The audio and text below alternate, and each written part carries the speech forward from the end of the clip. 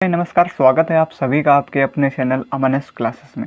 तो आज हम प्रश्नावली 5.3 के क्वेश्चन नंबर प्रश्नावली जो 5.3 है उसके क्वेश्चन नंबर हम 11 को देखने वाले हैं। तो क्वेश्चन नंबर 11 देखते हैं क्या कह रहा है। इसमें कह रहा है कि यदि किसी एपी के प्रथम n पदों का योग कितना दिया गया है 4n माइनस का n स्क्वायर है, ठीक है। तो इसका प्रथम पद क्या है। तो सबसे पहले हमें क्या करना है, प्रथम पद क्या है। सबसे पहले प्रथम पद क्या है, फिर उसके आगे क्या कह रहा है, प्रथम दो पदों का योग। प्रथम दो पदों का योग मतलब कि योग की बात कर रहा है ना, तो S2 का मान क्या है, S2 बराबर क्या है ये पूछ रहा है। फिर उसके बाद दूसरा पद मतलब A2 क्या है, ठीक है। फिर उसके बाद आपका इसी प्रकार से तीसरा पद A3 क्या है, और इसी प्रकार से दसवां पद मतलब A10 क्या है, और इसी प्रकार से ANवां पद क्या है। तो ये सभी आपसे इतने सारे मतलब जो इन सभी को पूछ रहा है कि इसके मान क्या है। तो इसको थोड़ा सा ध्यान से समझना, आपको अच्छी तरीके से समझ में आ जाएगा, बिल्कुल भी टेंशन लेने की ज़रूरत नहीं है। आ जाओ ध्यान समझते हैं। तो सबसे पहले हमें दिया क्या गया, हमें दिया सिर्फ इतना दिया गया, इससे हमें इन सारे मानों को निकालना है। तो अब सबसे पहले हम क्या करेंगे, यहाँ से हमें पता है कि प्रथम n पदों का जो योग दिया गया है वो कितना दिया गया है 4n माइनस का n स्क्वायर। तो n पदों का योग मतलब ये किसका मान दिया गया है, Sn का मान दिया गया है ना। Sn बराबर क्या होता है 4n माइनस का मतलब कि 4n माइनस n स्क्वायर दिया गया है, ठीक है। अब इसके बाद यहाँ से क्या करना है आपको कि हमें सबसे पहले आपको यहाँ से पहला पद निकालते हैं, S1 का मान निकालते हैं। तो S1 का मान निकालने के लिए मैं पहला पद के लिए हम यहाँ पर n के मान 1 रखेंगे ना, तो n की जगह पर हम 1 रखते हैं।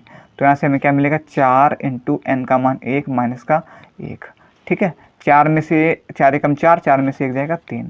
तो जो S1 का मान आएगा वो कितना आएगा आपका 3 जो है वो आपका S1 का मान आएगा, ठीक है। ये किसका मान आया S1 का। अब S1 और A दोनों जो हैं वो कैसे होते हैं, बराबर होते हैं, या S1 कहें या A कहें, मतलब दोनों के मान जो होंगे वो बराबर होंगे। क्योंकि देखो पहले पद का योग वो भी आपका वही हो, क्योंकि उसी का तो सिर्फ योग होगा और कोई संख्या तो है नहीं। तो पहले पद का योग कहें या पहली संख्या, पहले पद का योग तो मतलब वही संख्या और कोई दूसरी संख्या तो है नहीं, तो वही आपका 3 होगा, और पहला पद तो पहला पद होगा। तो यहाँ से हमें S1 का मान तो मिला ही मिला, साथ में आपका A का मान भी मिल गया। A का मान हमें यहाँ से क्या मिला 3 मिला, ठीक है। देखो हमें अभी एक मान पता चला है कि A बराबर हमारा कितना आया 3। समझ में आ गई ना बात। यहाँ से हमने n का मान रखा है 1, वहाँ से हमें पहला पद पता चला, तो यहाँ से A का मान 3 आया, ठीक है। अब इसके बाद अब हम आगे क्या करेंगे, अब हमें देखो यहाँ से A का मान तो पता चला, फिर हमसे पूछ रहा था S2 का मान कि S2 का मान क्या है। तो अब S2 के लिए क्या करेंगे, यहाँ पर हम सेम n की जगह यहाँ पर 2 रखेंगे। तो देखो ध्यान से यहाँ पर S2 n की जगह पर हम 2 रख रहे हैं, ठीक है, बराबर में 4। n की जगह यहाँ पर क्या रखना है 2 रखना है, माइनस का n की जगह पर 2 का स्क्वायर, ठीक है। और ये हो जाएगा 4 दूनी 8, 2 दूनी 4, 8 में से 4 जाएगा तो कितना बचेगा 6, सॉरी 4, 8 में से 4 गया तो कितना बचेगा 4। तो ये किसका मान आया, S2 का मान कितना आया 4 निकल करके आया। अब यहाँ से देखो आप, अगर हमें S2 का मान पता चल गया मतलब दूसरे पद का योग पता चला है और ये पहला पद पता है, तो यहाँ से हम आसानी से आपका कौन सा पद ज्ञात कर सकते हैं, A2 मतलब दूसरा पद आसानी से पता कर सकते हैं। क्योंकि देखो दूसरे पद का योग मतलब कि दूसरा पद का योग कब आया होगा, जब हमने पहले और दूसरे पद को जोड़ा होगा। हमारा पहला पद हमें पता है कि 3 दिया गया है, तो दूसरा पद और यहाँ पर दूसरा पद का जो योग है वो 4 है, तो 3 में जब हमने 1 जोड़ा होगा तभी तो 4 आया होगा। इसका मतलब जो हमारा दूसरा पद है वो कितना है 1 है। समझ में आई ना बात, समझ गए ना। देखो ऐसा समझो सिंपल सा कि देखो S2 का मान 4 आया, S होता क्या है पदों का योग, मतलब कि 2 पदों का जो योग आया है वो 4 आया है। लेकिन हमें पता है कि 2 पदों का योग 4 आया है, जहाँ पर हमें पता है कि पहला पद हमें पता है कि 3 है। तो अब 3 में हम एक मतलब 3 में क्या जोड़ें कि हमारा 4 हो जाए, क्योंकि दोनों का योग 4 आया है ना। तो अगर हम 1 जोड़ दें तो वहाँ पर 4, तो मतलब जो दूसरा पद है वो क्या है 1 है। तो यहाँ से हमारा दूसरा पद भी हमें पता चला कि दूसरा पद क्या है हमारा A2 बराबर, यहाँ से देखो लिखते हैं A2 बराबर कितना आया, यहाँ से 1 आया। ये आप ऐसे लिख सकते हो A2 बराबर S2 माइनस S1, मतलब S2 का मान, ये आपका S2 का मान 2 है, यहाँ से हमने S1 को घटा दिया, ठीक है। ये भी कह सकते हो S1। तो S2 कितना है 4, S1 है आपका 3, तो 4 में से 3 जाएगा तो 1। तो A2 का मान कितना आया आपका, A2 का मान आ गया 1। समझ में आ गया ना, ठीक है। A2 बराबर कितना आ गया आपका 1 आ गया। अभी यहाँ से हमारे A2 का मान भी निकल आ गया। H2 का मान पता चल गया। देखो जो जो हमें मान पता चलते जा रहे हैं वो हम यहाँ पर लाल से करते जा रहे हैं, ठीक है। A का मान पता चला, H2 का मान पता चला, A2 का मान पता चला। अब हमें निकालना है A3 का मान। अब हमें A3 का मान निकालना है, तो A3 के लिए सबसे पहले हम ऐसा करेंगे, अगर D निकालने तो हमारे लिए बहुत आसान हो जाएगा। D हम निकाल सकते हैं आसानी से, क्योंकि हमें अगर जब A1 का मान पता है और A2 का मान पता है, तो अगर हम A2 माइनस A1 कर दें तो हमारा D का मान पता चल जाएगा, क्योंकि सार्वंतर होता ही है पदों के बीच का अंतर। सार्वंतर क्या होता है? D बराबर में A2 माइनस का A1 होता है ना, होता है। तो अगर हम A2 इस वाले पद से, पहले पद से A1 माइनस कर दें, यहाँ पर माइनस का 3, तो हमारा D का मान कितना निकल कर आया? माइनस का 2। तो यहाँ से हमें D का मान पता चला, कितना आया? D बराबर माइनस का 2 निकल कर आया। अब माइनस का 2 हमें पता चल गया। अब यहाँ से हम सबसे पहले हम क्या करते हैं? a अनुमा पद ज्ञात कर लेते हैं।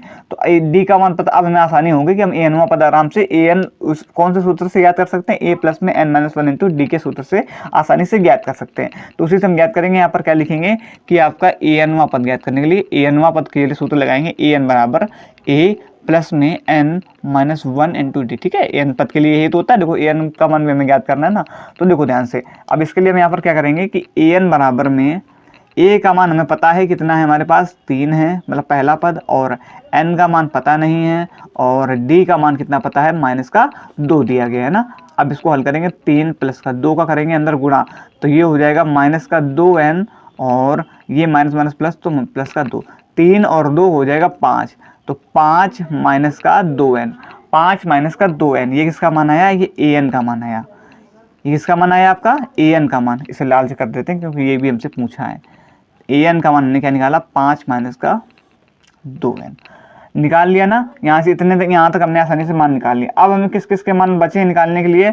अभी हमें A2 का मान निकालने के, मतलब A2 का मान निकाल, वो तो निकाल चुके हैं। A3 का मान और A10 का मान, ये 2 मान हमें निकालने को बचे हैं। ये तो सारे मान निकाल चुके, सिर्फ 2 मान अभी हमें निकालने को बचे हैं। तो अब A3 का मान, अगर हम n का मान यहाँ पर 3 रख दें तो हमें यहाँ से A3 का मान पता चल जाएगा, क्योंकि A3 हो जाएगा वो। और अगर हम A10 का मान यहाँ रख दें तो हमें 10 का मान पता चल जाएगा। तो हम यही करेंगे, बारी बारी से। सबसे पहले हम A3 का मान रखेंगे, A3 का मान निकालेंगे, फिर 10 रख करके A10 का मान निकालेंगे। यहाँ पर रखेंगे हम सबसे पहले n बराबर 3, तो n बराबर जब 3 रखेंगे तो ये हो जाएगा A3 बराबर में 5 माइनस का 2 इंटू 3, ठीक है। अब ये 5 माइनस का 2 3 6, माइनस का 6 में से प्लस का 5 जाएगा तो माइनस का 1, तो A3 का मान हमारा क्या निकल कर आया? आपका माइनस का 1, A3 बराबर माइनस का 1। अब हमें A10 का मान निकालना है, तो अब A10 का मान निकालने के लिए यहाँ पर क्या करेंगे? A10 के लिए देखो, A10 बराबर लिखेंगे यहाँ पर, A10 बराबर आपका 5 माइनस का 2, n की जगह पर 10 रखेंगे आपकी बार ना, क्योंकि हमने n की जगह 10 रखा है ना इस बार, इसलिए यहाँ पर भी n की जगह 10 रखेंगे। 5 माइनस का 2 दाम 20, ठीक है। माइनस का 20 में प्लस का 5 जाएगा तो माइनस का 15 बचेगा। तो A10 का मान कितना निकल कर आया आपका? A10 का मान आपका माइनस का 15 जो है वो निकल करके आ गया। A10 बराबर कितना आया? माइनस का 15 आ गया। समझ में आ गया ना। तो हमने बारी बारी से सारे जो आपके मान पूछे थे, कितने मान पूछे थे लगभग में? आपका 2 4 6 मान पूछे, तो वो हमने निकाल दिए। A1 का मान यहाँ से निकाला, H2 ये, A1 A2 और ये इस प्रकार से A10। तो इस प्रकार से आप ऐसे कर सकते हो, ठीक है। तो आशा करेंगे आपको समझ में आया होगा। वैसे थोड़ा सा हाँ मानते हैं, यहाँ पर आपको समझना पड़ेगा कि इससे इस मान को निकालना है। तो 1-2 बार अगर आप इसकी प्रैक्टिस कर लोगे तो आसानी से सवाल को कर पाओगे, ठीक है। तो अगर अभी भी ना समझ में आया तो एक बार फिर से रिवाइज करके, मतलब कि वीडियो को पीछे करके देख लेना, तो आपको समझ में आ जाएगा। अगर फिर भी कोई दिक्कत होती है तो हमें कमेंट करके ज़रूर बताएं, तो हम आपको दूसरी वीडियो में ज़रूर समझाने की कोशिश करेंगे। तो ये आपका क्वेश्चन नंबर 11 हो गया। कह रहा है कि ऐसे प्रथम 40 धन पूर्णांकों का योग ज्ञात करो जो 6 से क्या हों?